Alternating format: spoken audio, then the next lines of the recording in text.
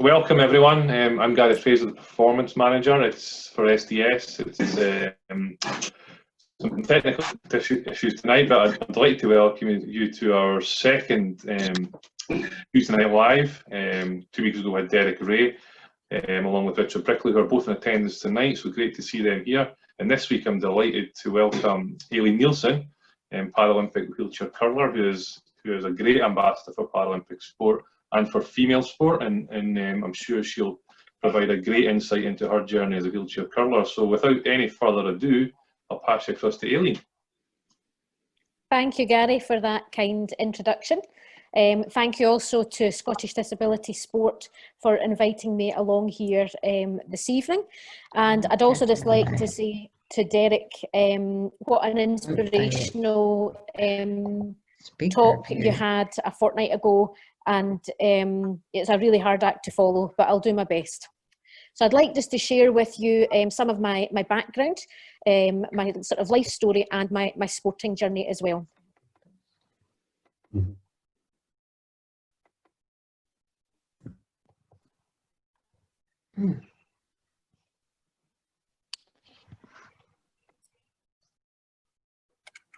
So I grew up on a farm just outside sport. I had a pony, did a bit of windsurfing, a wee bit of Highland dancing, a bit of golf. And this was my second pony, Dinky, that I had. And as well as riding Dinky, I also did a bit of carriage driving with him as well, which was great fun. But my journey kind of starts when I was 2.5.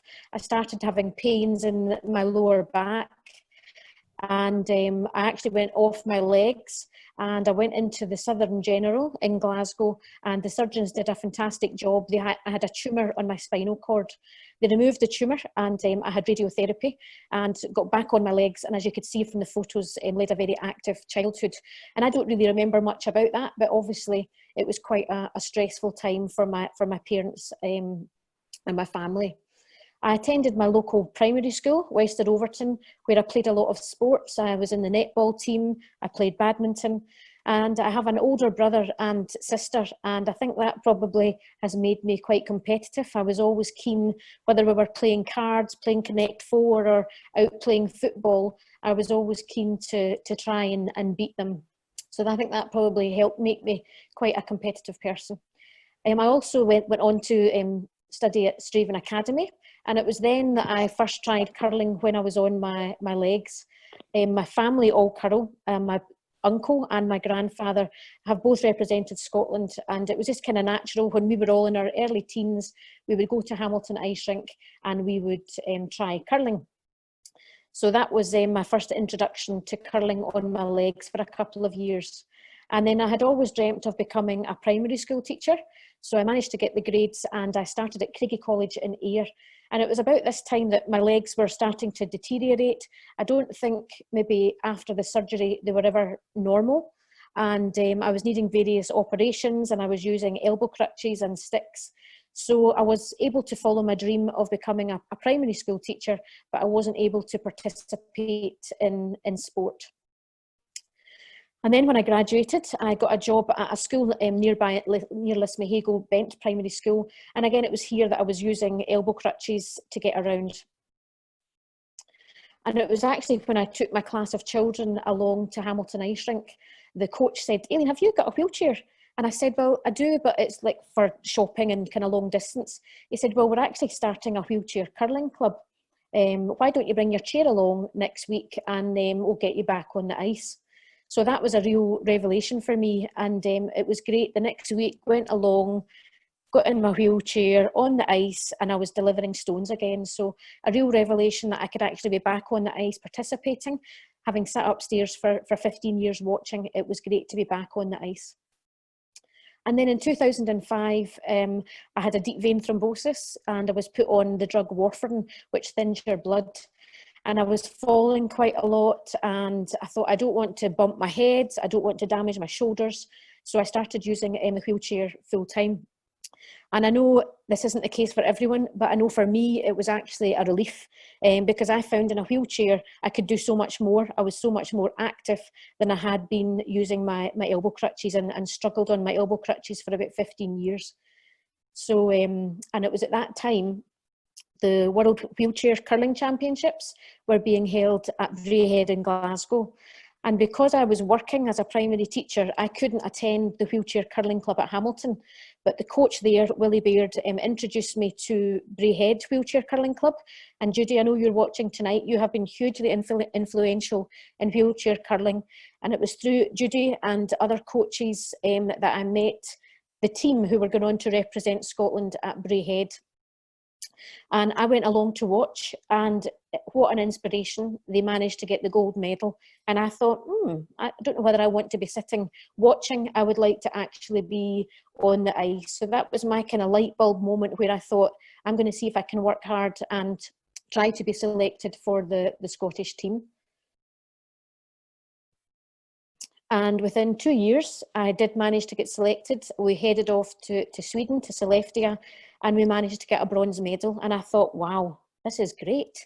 First World Championships, bronze medal. Little did I know, I just expected every World Championship we would come back with a medal, but that was a bit of naivety on my part, I think, because the following year we headed out to Switzerland. Huge disappointment and failure, and we didn't get on the podium there.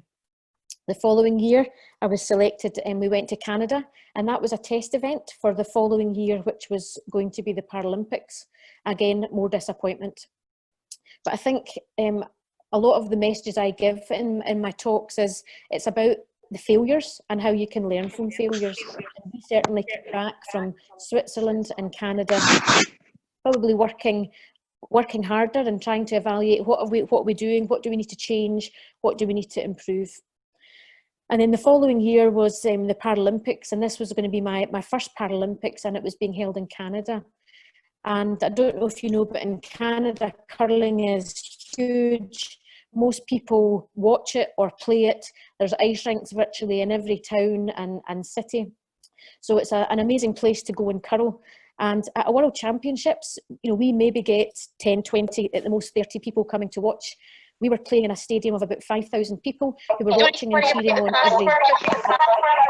don't worry. Every single stone. So it was a great experience.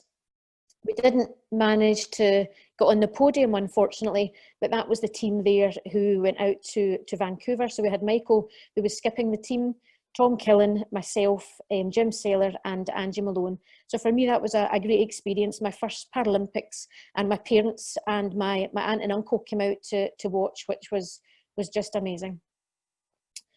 The following year, Michael was taking some time out. So again, I was selected to go to the Czech Republic, and I was asked to skip the team. And for me, it wasn't a big deal. Wheelchair curling has to be mixed gender. There have to be males and females on the ice at all times. So being the skip, it wasn't a big deal to me, although this was the first time that a female had skipped at a World Championships. And what I would say is, some people might say to you, well, that's not possible, no one's ever done it before. But there's an example of I was the first person to do that. And now there are other females from other countries around the world who are skipping their teams. So hopefully I've inspired some other females that actually they can be skipping teams. And delighted that year that we managed to come back with a silver medal. At that point, we had been appointed a new coach from Canada, a chap called Tony Zumak, but his visa hadn't come through. So Sheila Swan had been approached to come and coach us, and Sheila did an amazing job. She came in at the last minute, got us up to speed and helped us get on the podium, which was a fantastic achievement. I was also delighted that year to receive the Sportsmanship Award, which is an award which is given to the person who receives the votes from their fellow curlers. So that was a great honour to receive that. The following year, more disappointment in Korea, and then the same in 2013, we didn't manage to get on the podium. But just as in the previous years where we didn't medal, real learning curve and a real opportunity for us to come back and work hard, change things, and hopefully improve our technical and our tactical ability. And then the following year was the next Paralympics, and again, I was selected to skip and captain the team. And disappointed, obviously, that we didn't get the gold medal. That was what we had been going for, but absolutely delighted to come back with the bronze medal.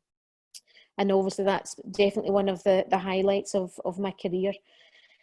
I think the success of London 2012, the coverage that the Paralympics received there really raised the profile of disability sport. And the coverage that we got from Sochi, every single game was shown on television, and it was just fantastic. And it went out to a wider audience, and it showed exactly the kind of standard that wheelchair curling had got to. And that was us on the podium having received our medals.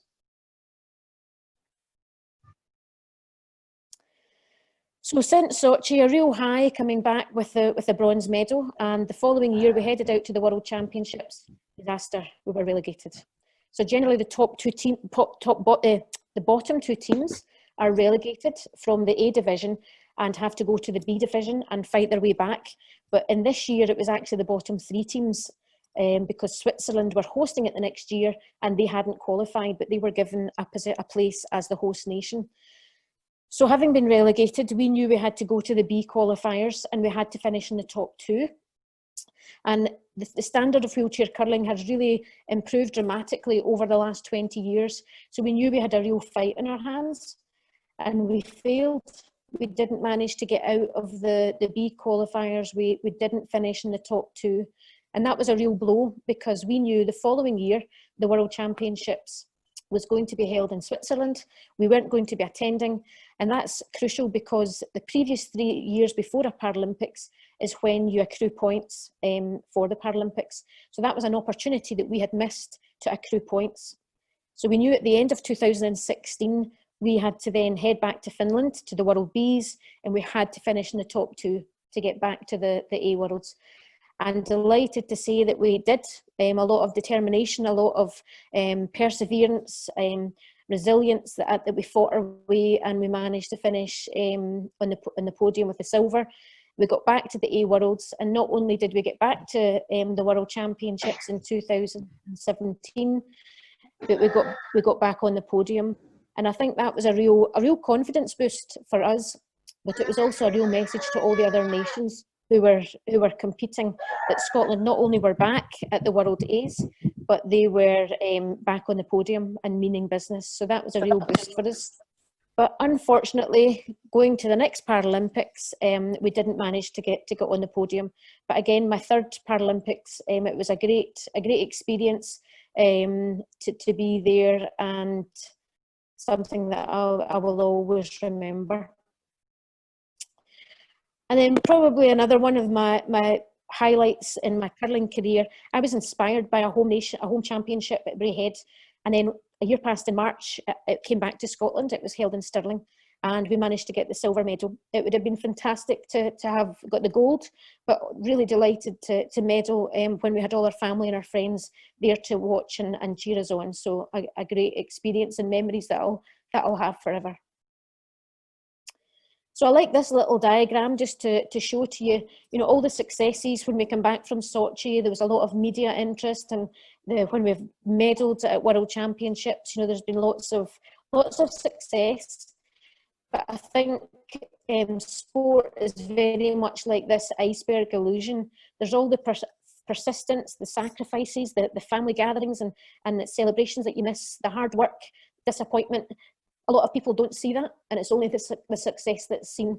But when you're involved in sport at this kind of level, there's a lot of hard work goes on in the background, and I thought this image shows that quite well. So I mentioned failure earlier. We have had a lot of failure within the competitions that we've been to.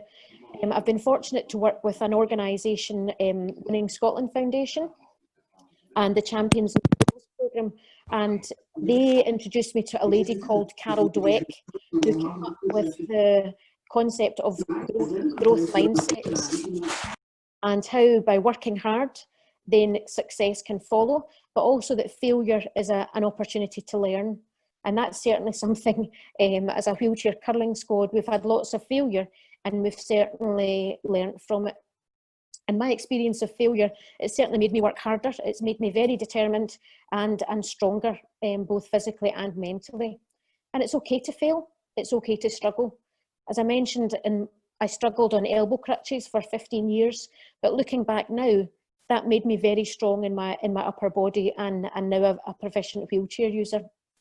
And I often say to groups and children that I'm speaking to, if you went into school one day and the teacher was teaching you something and you knew all the answers, then you wouldn't really be developing and growing and improving. Whereas if you're struggling, then you're actually hopefully building on neurons in your brain, and you're developing. So remember, it's good to struggle. Failure is an opportunity to learn, and it's how you react to that failure. I could quite easily, after a few years, have thought, you know what, I've got a bronze medal, I'll just stop there. But I was really determined, and from that failure, it made me really work harder.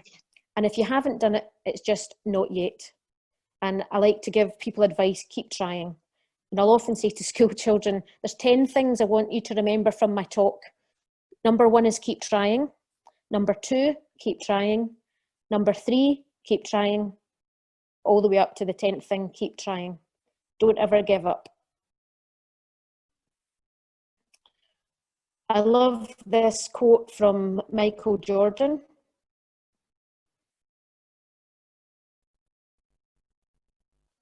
Only through all his failures did he actually manage to succeed and become one of the best basketball players there have ever been. So my inspiration, definitely the World Wheelchair Championships, when the Scottish team won the gold medal. That was a huge inspiration for me. There are lots of people that I've been fortunate to speak with, and often before a Paralympics and sometimes a World Championship, our coach would bring someone in just to speak to us and motivate us. And these are some of the people here who have come to speak to us, and very inspirational, and I found it really helpful. I read a lot of books, and these are just 3 books that I have found really helpful and have really sort of changed the way I look at things and helped me in my life journey and also my sporting journey. Music can be a real motivation as well, and a real inspiration. And on the run up to Sochi, our coach, Tony Zumak, took a lot of pictures throughout our training camps and things, and he created a montage of pictures and put it to this tune by David Cook called We Believe. And before every game in Sochi, he played that video with this music. And it really did strike a chord with me and really helped motivate me. And I do love my quotes and my positive affirmations. I think if you say something enough, then you can actually believe it, and it can actually happen. So before we went to Sochi, lots of friends, families were really kind and sent cards of good wishes. And this was one from a lady, Margaret Paul, and I just love the sentiment. It's a nice thought to always have, always believe that something wonderful is about to happen.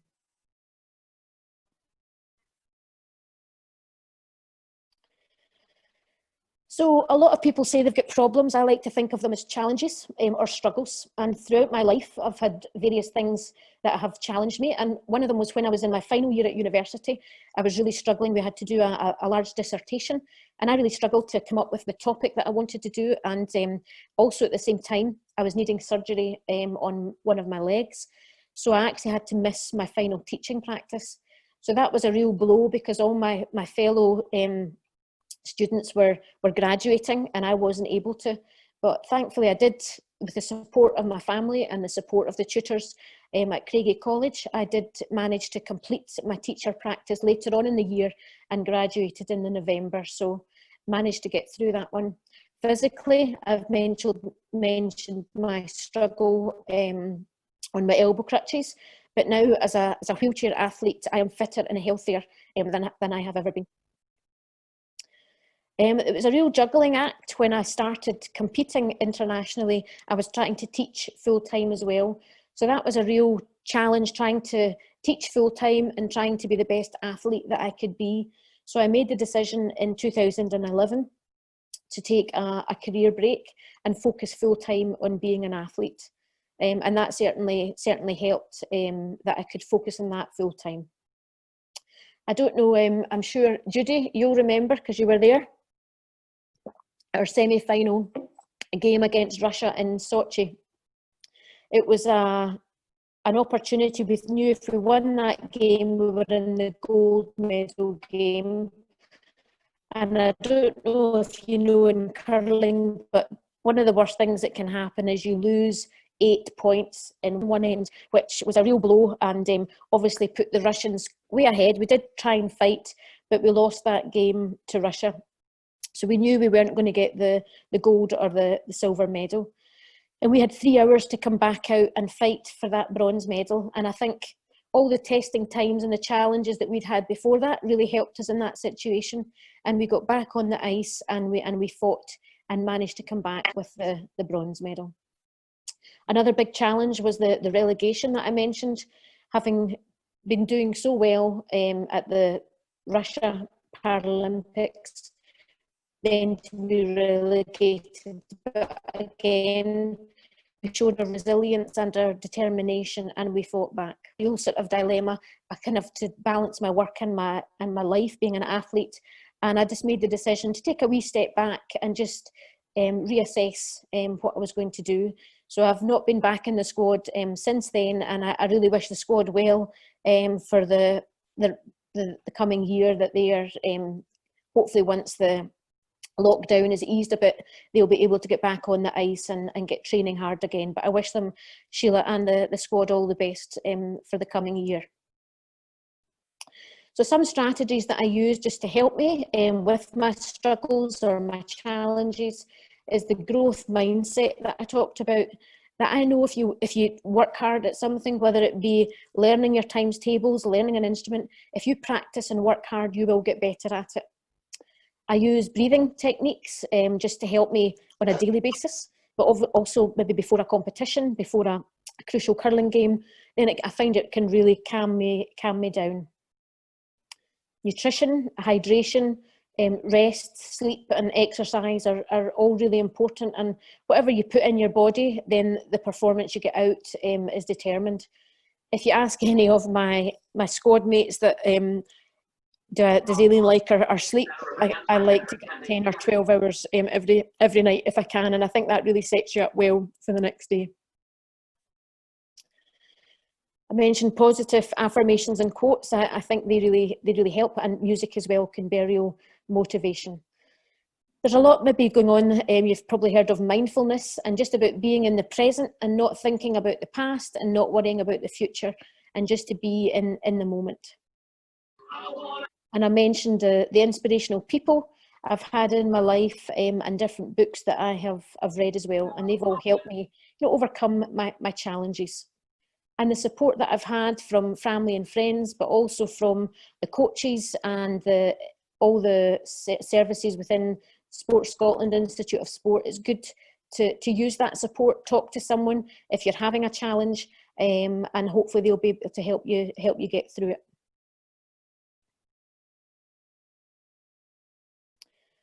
So there's some of the support services that, as a athlete with the Institute of Sport Scotland, these were some of the support services that we had access to, and it really is a tremendous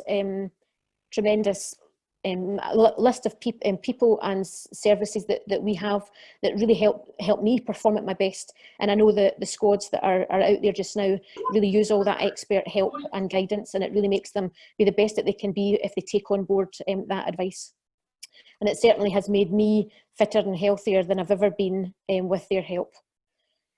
The support that I've had from the coaches, I've done a lot of training with Michael McCready, and also with my first coach was Tom Pendry, second one Tony Zumac, and then worked with Sheila Swan. And I have learnt a huge amount from all of them. They all brought different things to the squad, and sometimes it was quite challenging. They were always trying new things. But looking back, that has made me a better curler. So a lot to thank the coaches for.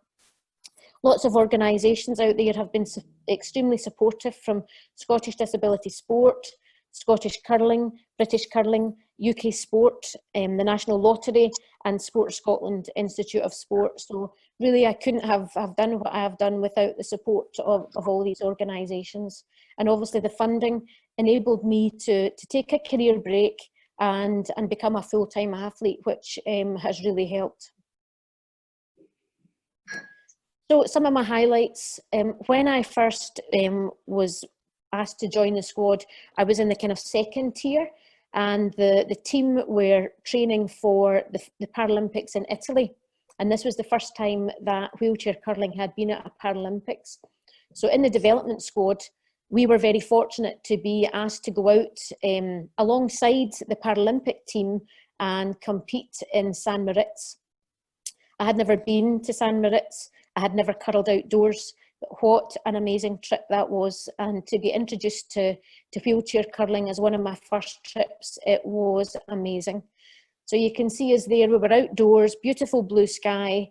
It was absolutely freezing, but they provided, you know, warm drinks, heat packs, and it was just amazing. We were really treated like royalty. We went on horse and sleigh rides. There was a pipe band followed us around, and that is one of the most memorable experiences that I've had in my curling.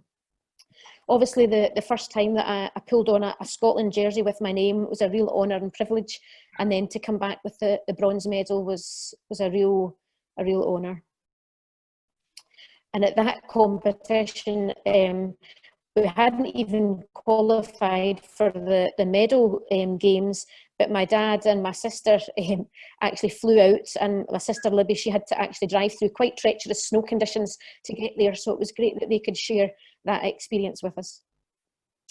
Paralympics in Vancouver, obviously my first Paralympics was a great experience and a real highlight. And then when we managed to get back on the podium in Prague,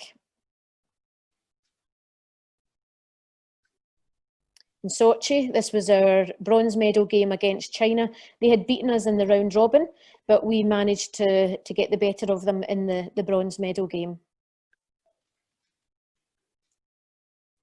And when we came home to Edinburgh, what a welcome we received at the airport from friends and family, and also from the media. Now I watch a lot of sport on television and watch Andy Murray and sports people doing press conferences, and it was quite surreal to be on the other side of the table answering the questions. This was us when we made nations, so Sheila's madly waving the Scotland flag there. And then when we came back to the A Worlds and in Korea and managed to get back on the podium, you can see we're quite happy there. I'm giving Sheila a good squish. My third Paralympics in Pyeongchang, obviously, you know, disappointed we didn't manage to medal, but it was really special in another way. You can see there's a real big crowd of us there, and that was the whole team representing Great Britain with all the support staff. Generally at a Paralympics, the snowboarders and the skiers can be in a different village, so the curlers might not see them apart from the opening and the closing ceremony. So in Pyeongchang, it was fantastic that we were all within the same village. We were eating in the same dining room, so we could really share the whole experience with them. And the skiers had done really well, and it was great to actually go up and watch Millie and Mena when they were managing to get medals. Although it was strange when they compete in the visually impaired category, and the first thing you want to do is shout and cheer and really encourage them, but you weren't allowed to do that. You had to remain quiet so that they could communicate with their guide who skied in front of them. So it was really strange having to keep quiet until they had actually finished their run. But they did extremely well in Pyeongchang. And obviously, again, it was just a real honour to be competing at a home championship. And normally we only get maybe 15, 20 people watching, but we had a huge crowd there who came to support us and cheer us on. And actually, I think the tickets were sold out for the final game. And that was us lined up with all the medalists.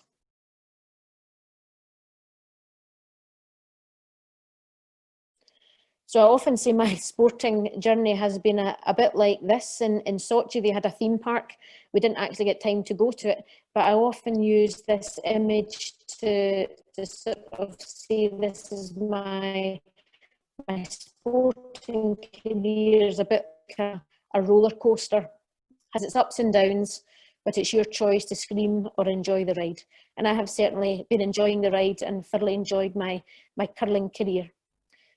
The other highlight, although I have really enjoyed competing nationally and internationally, competing for Scotland and for Great Britain, one of the great things about curling, it is so inclusive and you can play with able-bodied curlers. So I love playing when Braehead was open. I enjoyed playing at Braehead, and Hamilton is where I also curl. And this was a family competition which we won.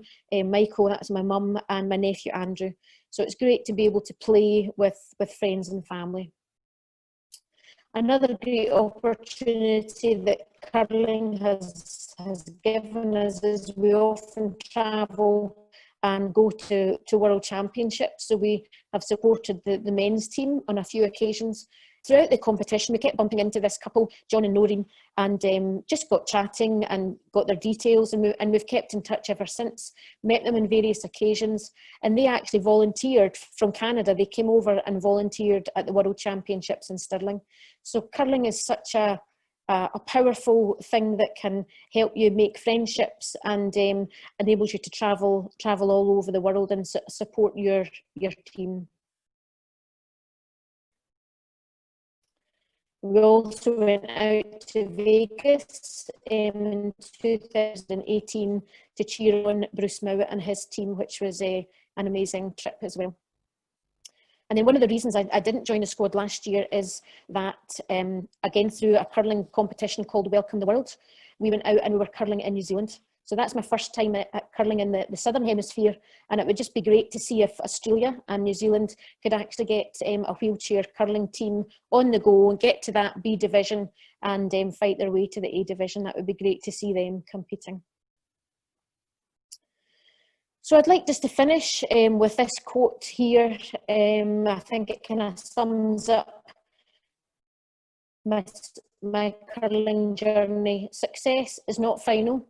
Failure is not fatal, and it's the courage to continue that counts. So as you can see, I've been so lucky in my curling career. I've met so many friends, I've played with so many fantastic players, and travelled all over the world. So I've been really lucky, and thank you again for inviting me along this evening, and I'd be happy to take any questions. Thank you, Aileen. A fascinating insight into your journey as a wheelchair curler.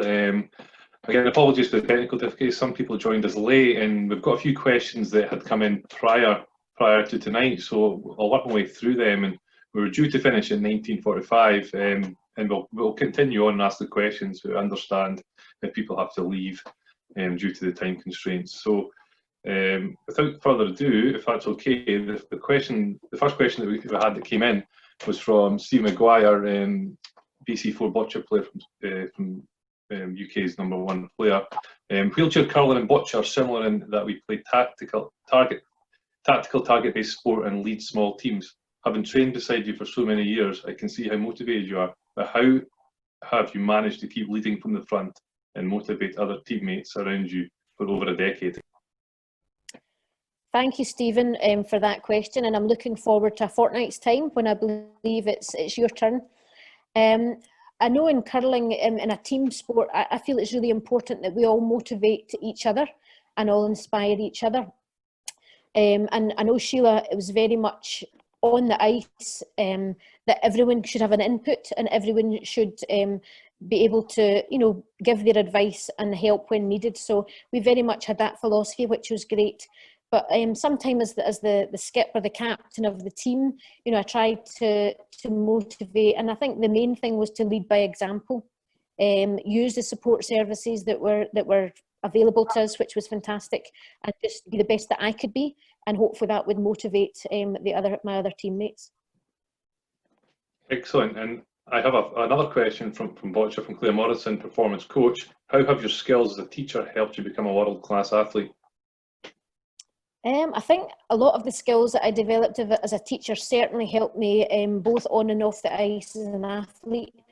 So just like being planning things, being well organised, being flexible, enjoying a challenge, being good at problem solving, determination.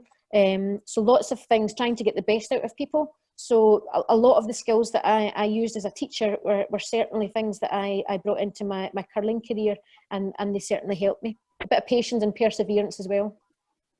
Yeah, absolutely. And Claire's asked another question actually, which is very interesting. How do you feel about having female quotas in sport? As I mentioned, wheelchair curling has to be mixed gender on ice at all times, so there have to be male and females on the ice. And I think it's a difficult one because you want to have your best players on the ice, and there is the idea that you could bring in classification, and I do believe wheelchair curling should be for everyone of all abilities. And ultimately, what I would love to see is a separate male competition and a separate female competition, and I think that would really boost the number of females who are participating if they think that they have the opportunity to go to a World Championships and possibly a Paralympics. So ultimately that's what I would love to see, and I think that would really increase female participation within wheelchair curling. Excellent. I've got a question here from Laura Pilkington, who is one of our performance swimmers. Have you always been confident in your ability, or is that something you worked on over time? And if so, how did you do this? Hi Laura, and thank you for your question. I think confidence is definitely something that builds over time, and I think when I mentioned the growth mindset, that certainly helped me, realising that failure is not a bad thing. It's good to struggle. And that sort of helped my confidence as well, just knowing that if you work hard, then hopefully success will come for that. So no, it's not something that I had a lot of when I started, but just gaining sort of success and learning from failure certainly built my confidence. And Laura's followed that on with, how much do you focus on your nutrition, and what is your go-to meal before a competition? I love my food. Some people eat to live, but I live to eat. But it's just about being sensible. And again, great support from the nutrition. Irene at the Sports Scotland Institute of Sport and Lindsay were fantastic. And even just advice when we were travelling, and on the ice, when to snack, what to eat. And I love my food. And there's nothing particular that I would eat before a game. I think it's about having a well-balanced diet with a bit of all the food groups. And I'll often say to children in schools, do you think I eat chocolate? And they'll be like, no, I do. I love a wee treat, but it's just in moderation. Absolutely. Now we've got some questions actually come in tonight as you are talking. So here's one from Richard Brickley. It's two questions. The skip/coach relationship, how does that work? And then that's followed up by how has wheelchair curling progressed from Braehead 2005 to Stirling 2019? Thank you, Richard. The coach-player relationship, I think, is about building up trust and respect. And I think I certainly tried to do that with the coaches that I've worked with. And I think, they want to get the best out of you.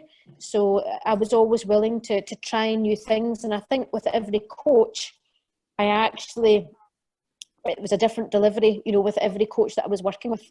But I think that did help me progress and improve with the various coaches that I've worked with. The second point, Richard, if I look back at the 2005 World Championships, the game has improved dramatically. You used to see a whole host of stones out the front. It wasn't really a hitting game. And, when you look at now the stats and the percentages of the players, it has moved on dramatically, and the precision and the accuracy is fantastic. And I think the feedback that we've received from people who've watched the World Championships and the Paralympics can see a real improvement, not only in the technical delivery and the outcome of the shot, but also tactically. People have really improved. Thank you. One here from Carol and Katie Pake. How do you cope with the pressure of the nation at events? How do I cope with what, sorry? The pressure of the nation at your events that you compete in. I think I tried when I was training to think this is a competition, and then when I went to a competition, I tried to think this is just training. So again, it's all about in that kind of mindset and being in the present and not letting the occasion get to you. And it sounds easy, but it did take a lot of practice, to do that. And I remember they introduced a new rule to wheelchair curling where you could actually move the stone 18 inches either side of the centre line. And at one of the competitions, we were using that advantage, moving the stone out. And when we came off the ice, the coach said, "Did you realise there was about 4 umpires keeping an eye that you weren't putting it too far?" And I said, "No." And I think it's just about definitely focusing what you're doing, just thinking about it as a training shot, and not letting the occasion get to you. Brilliant. And here's a good question from Lucy Walcott. How do you develop mental toughness? Was it something that you had to work at throughout your career, or did it come naturally? Lucy, it definitely didn't come naturally. Definitely something that I have worked on and continue to work on. And that's where, with the help of the psychologist that we had access to, gave us lots of good techniques that we could use on the ice, whether we were playing well or whether we weren't playing well. And one of the books that I recommended actually is called The Mental Edge. And again, lots of just different wee tips and hints and things in that, but something that I continue to work on. And I think with lockdown just now, that has been a real challenge for lots of people. And it's about being positive and trying to be in a positive mindset to help you get through challenges like we're in just now. Okay, perfect. Thank you, Aileen. That's all I've got time for tonight, as we're 5 minutes over already. I'm sure you'll all thank Aileen for a fantastic presentation and insight into her career. That's the second of our series. We've got another one in 2 weeks' time, the 7th of July, which will be Steve Maguire and his coach Claire Morrison, to look at the journey of a high performance boccia player, and we welcome you to join us for that in 2 weeks' time. All that's left to say is to have an enjoyable evening and hopefully see you soon. Thanks again.